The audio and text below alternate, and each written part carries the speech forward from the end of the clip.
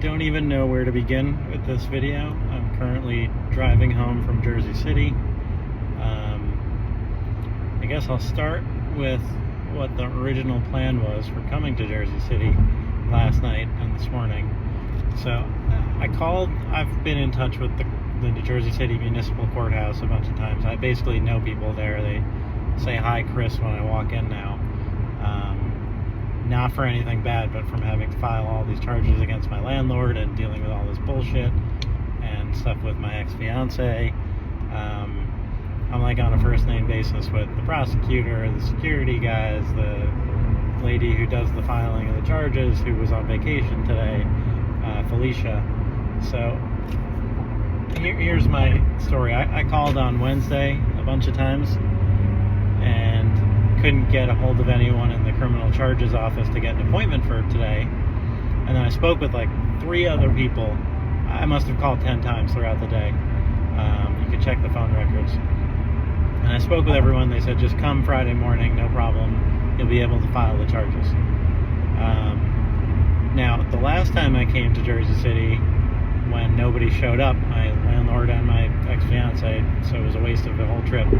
I drove with my parents. It was 2.5 hours in traffic to get to Jersey City from Long Island, and it took us about 2 hours to get back. It's like an absolute nightmare, ruins the day. So I came late last night, to avoid the traffic, stayed with a friend pretty close by, like 20 minutes from the courthouse, went there this morning, and of course, do you have an appointment? I was like, listen, I called Wednesday a bunch of times, spoke with a bunch of people. I called yesterday to confirm that I could just come in to do this. I'm from out of town. I'm only living out of town because of all the bullshit going on with my criminal landlord, Debaduta Misra. Harassing, stalking, spying on me, called the police on me for no reason. They documented it as harassment by the landlord. I had already gotten if you watch the other video about my landlord stuff, it's pretty wild. It's not safe for me to live there. I found out it's an illegal apartment, so he's totally screwed. He has no legal recourse whatsoever. My stuff is still on lockdown in the apartment. I changed the locks before I left in September, and this is all still ongoing because court's delays, the legal process sucks. It's an absolute freaking nightmare. These are the words of the prosecutor who's helping me in the Jersey City office, Graham. What a nice guy. Thank God for him. So anyway, I'm there. They're telling me I can come back for an appointment next Friday. And I was like, no, I'm here today. I made the trip. I called a bunch of times. I need to file these charges against my landlord because he's a criminal. And there's a lot to file. And I have it all typed up and organized and ready to go. I know the process now, how it works. All the criminal codes ready to go for which charges we're filing for harassment, illegal lockout, discrimination. I just want to make sure I get the right exit here. So I call the prosecutor, who knows I'm there today, and Graham comes down and tells them they have to file the charges with me today. But it turns out the woman who does the charge filing, files the charges, took a last-minute vacation day today, so she's not there. So it can't get filed today. So the prosecutor and I sit and we go through, we get it extra organized, which codes, legal codes I have to file the charges for, what to file. We got it all written up and ready to go in the correct format. He's going to try to get them to file it when she's back in next week. Otherwise, the next time I come here to defend myself against bullshit charges from this asshole criminal landlord, who filed charges against me because I'm releasing everything publicly and documenting my whole story. So hopefully they get filed, but if not, we'll just file everything once and for all with the woman when she's back, when I'm in town next. What a nightmare. So here's the other part of the story that I don't even want to share because it's so ridiculous. I went to Dunkin' Donuts up the block from the courthouse to get a coffee and maybe have some breakfast, but then I was like, you know what, I remembered from last time, you can't bring a coffee into the courthouse. So I was like, let me go get this done, give them it's all ready to go, all typed up. It should have been less than 30 minutes to file all this. But obviously, since she wasn't there, it turned into a whole process. So I go back to Dunkin' Donuts, and my car's not there. And it was fucking towed in it was 45 minutes I was at the courthouse. I was going to buy a coffee and breakfast at the Dunkin', but obviously didn't want to give them my business after this crap. So then I don't have the money, the $180 to pay to get my car. I had to call this tow lot that was a 35-minute walk away. Obviously can't drive there because I don't have my car. So I panicked. Like, thank God I have amazing friends and colleagues and people I've worked with over the years, and someone very quickly was like, yeah, Chris, this is crazy. I'm going to send you $200. Relax. Like, it's going to be all right. So thank God for some amazing people in my life. You know who you are. So during the walk, they sent me the money. I go to this freaking tow place in Jersey City on JFK Boulevard. I have pictures of it all. Then they won't release the car paying by my debit card because I'm not the registered. I'm a registered driver for the car, but it's my mom's car that I use today. So then he was like, you have to pay cash, but it's a whole process. They have a whole system with this ATM right up the street. So I go to the ATM, get the cash, get my car out. Finally, had to figure out how to turn off the freaking emergency brake. It's Friday the 13th. It's for sure fucking Friday the 13th. It's got all that energy going. So I'm just hoping I make it home safely. Thank God I have like the GPS up on the screen here, so this is not actually causing a distraction. It's actually nice to tell my story while driving. At least I'm getting something done. One good thing that happened, I called the housing authority in Jersey City that I spoke with last week, because they have to do a formal inspection of the illegal apartment, and I have to be in Jersey City to let them in. So I was trying to coordinate it to get it done today while I'm here, but I haven't heard back from them. But they did document everything last week. The complaint's officially been filed. I think they sent the letter to the landlord, to Deba. Hopefully he's been fired from his job. This man has done so much damage to my business and to my life, and I just wanted to make sure that he can't ever do this to anyone else ever again. This guy's a total weasel and a criminal, and I'm not going to let him get away with it. His goal was, in filing the charges against me, his goal was to get me to drop any charges against him. This is what now I'm seeing the strategy that people try to do. They'll file bogus charges against you in order to try to get you to just have to drop the charges against them, because who would want to deal with this nightmare of a process? I mean, you just heard the story of trying to just to go file the charges, and they're on vacation, and there's such a disconnect within the Jersey City Municipal Courthouse.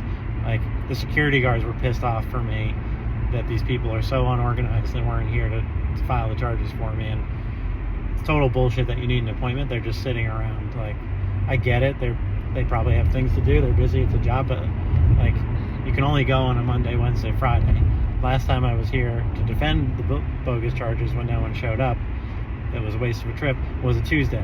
So I wasn't able to file charges because it's only on a Monday, Wednesday, or Friday. But apparently it's only on a Monday, Wednesday, or Friday when the person doesn't decide to take a last-minute vacation day and totally screw everything up. So nobody is able to file any charges today whatsoever. So thank God it's like all organized, and hopefully Graham can get it filed for me next week. Otherwise I'll just do it when I come back on the 27th, or if I reschedule it, we'll see. So that's been the day. I finally got my car out of the garage, out of the tow place, which that alone was a nightmare. The guy opened the garage and said, just back it out. So I finally figured out the parking brake thing, all the shit they did.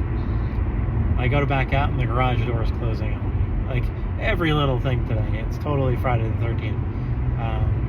I can't wait to just get home and be safe and like not have to deal with anything else today. So that's the story for today. I mean, I'm happy that we've confirmed for sure that it's an illegal rental. So now I'm going to be working with a new attorney that was recommended by this amazing prosecutor out of the Jersey City Courthouse to file additional charges against my landlord in the civil court for discrimination, illegal lockout, harassment, I'm entitled to relocation services. He's going to owe me 6 months of rent. He's going to get hit with penalties and fines. And like I said, hopefully he lost his job, because this guy doesn't deserve to be here in this country. I'm noticing that every major problem I run into with people that end up being criminals are all people that have come here from other countries. I'm not racist. I'm not against legal immigration when it's done the right way, but these people come here and think they can take advantage of the system. They bring their values from their country where they came. They abide by their own laws and think they can get away with shit like renting an illegal unit and then harassing the tenant to try to force me out, so that the city and the county won't find out that it's an illegal rental.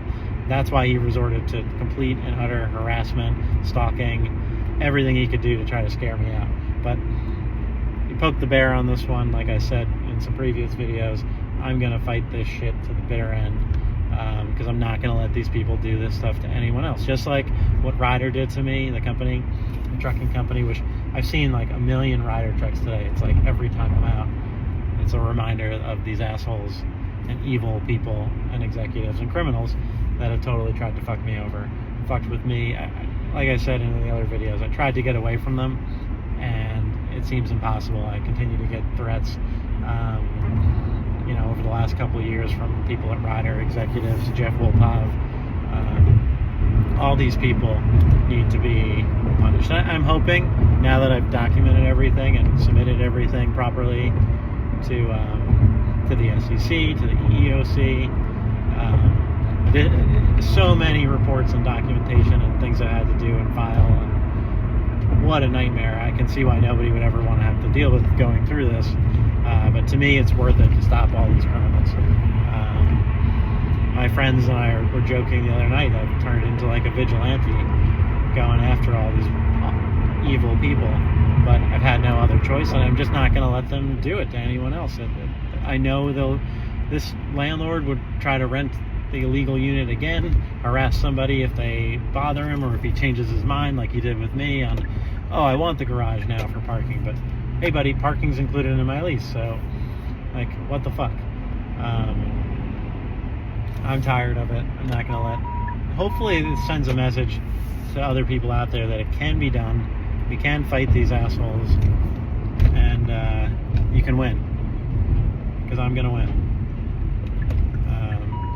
What is this car doing? What are you fucking doing? Sorry about that. Got an asshole trying to cut over and almost hit me behind me. So, that's been my day. I'm trying to remember if I missed anything. It's been a fucking whirlwind.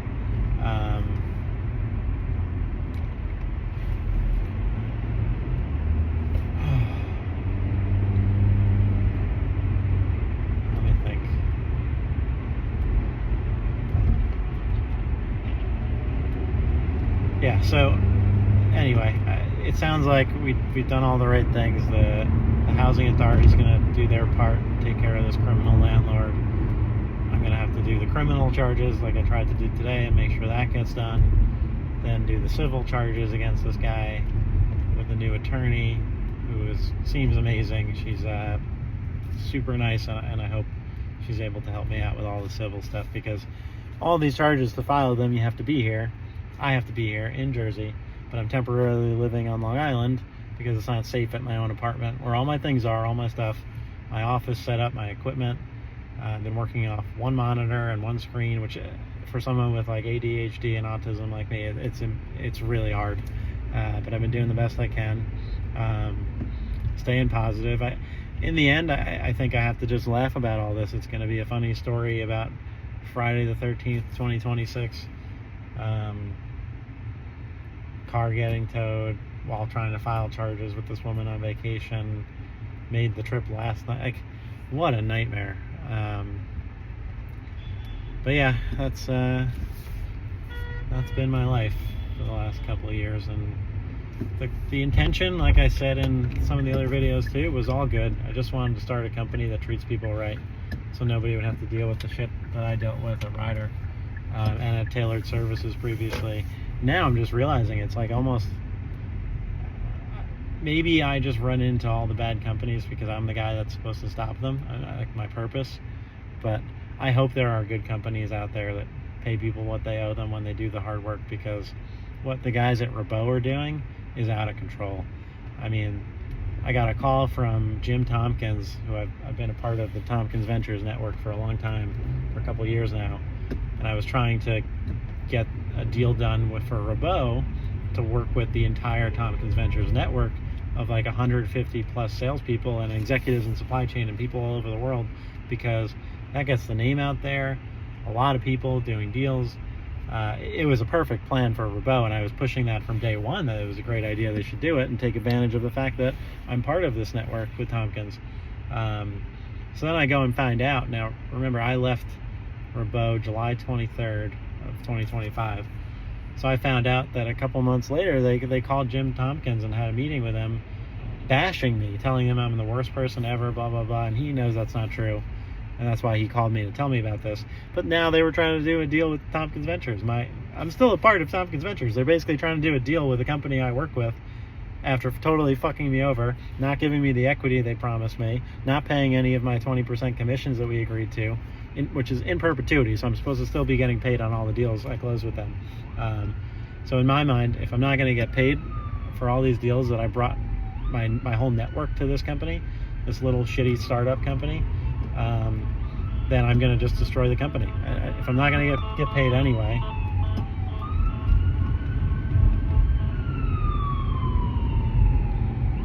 Oh my God, this is a nightmare.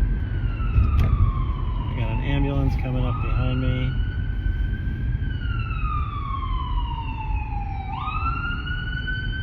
There's nowhere to go. Good time to end this video, I think. Yeah, hear all those sirens? We're coming for all the criminals. I'm coming for all of you, and I'm gonna win, because I always do.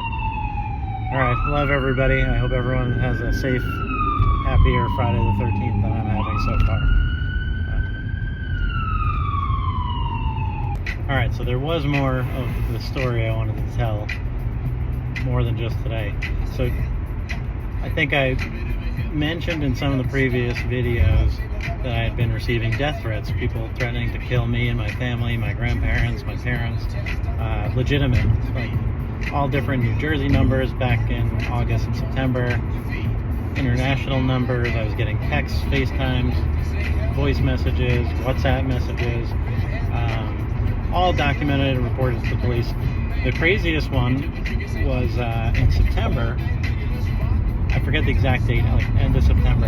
I was at home, or middle of September, at home with my parents, sitting in the living room, and I got a FaceTime from a New Jersey number. I knew it was another fucking death threat coming. But this crazy Asian guy with tattoos, shirtless, FaceTime and threatened, like literally on FaceTime with his number there. I have all screenshots of what he looks like and everything.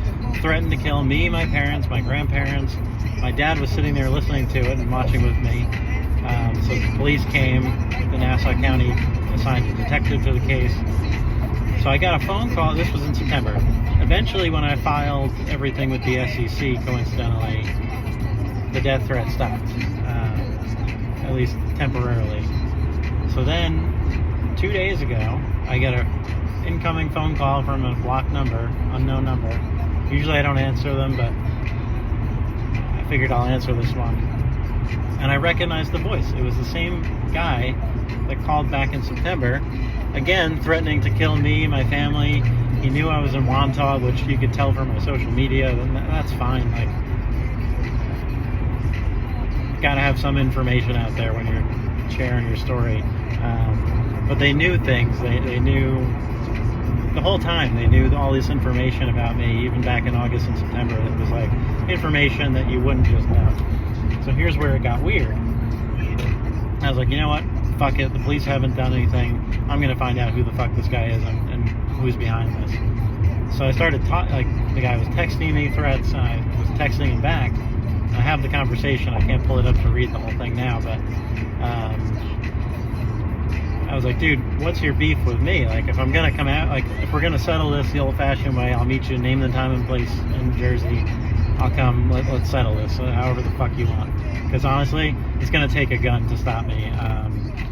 There's not that many people that would be able to take me out unless I have a gun. And I don't even know if that would be enough. I'm pretty sure I'd figure it out and find a way to survive. So he names a time and a place, or not a time. He gives me a place to meet him in Jersey. And the address is a really strange address. It ends in it's a number and then a half. And it's on like MLK Boulevard in Jersey City. And I'm like, I know that address, obviously, because it's recognizable with the half at the end. But back in September, when I had initially filed some of the charges against my landlord, and I was going to Jersey to be there for it, so I booked an Airbnb for a night. And it was the same address as the Airbnb that I had booked back and stayed at back in September. Now, the weird part is, they must be like, it must have had somehow hacked my devices or something, or somebody's got information on me, because the address for an Airbnb is only released once you book it. And it's not like you could go look it up on the Airbnb site and find the place and get the exact address. So that was kind of creepy. I didn't go on Wednesday because I planned to come today, but that's when the guy was telling me to meet him and settle the score or whatever. And then when I was texting him, continued to text him, try to get information, I was like dropping hints, like to see if I could figure out who was behind it, because it could be my ex-fiance's family, because they're a bunch of criminals. That's who I thought it might be, but my gut was telling me it's something to do with Ryder. But without me saying anything about Ryder, this guy said something like, "Little boy, you got problems." Ryder mentioned Ryder, and it was like, "You got big problems, little boy." And then the next text mentioned Ryder again, and I was like, "What does this have to do with Ryder? I want to know what your beef is with me if we're going to settle this between you and me. What's your problem with me? Not were you hired by somebody and what they're..." So I have all reason to believe that Ryder is behind these threats to try to stop me from coming after them too, which nothing's going to stop me. I made up my mind back on August 23rd, 2023, or August 25th, 2023, when they forced me out of the company, that no matter what, whether I'm starting a company to take them down, which that was my original plan, was to just build a bigger, better company and destroy them, win business, which I'm fully capable of doing. But as you know, if you watch the other videos, my company was sabotaged, and I was receiving threats from Jeff Wolpov right before we were going to launch. So yeah, the death threat thing, it's out of control. Like, if it was just threats to me, I wouldn't have reacted the way I did.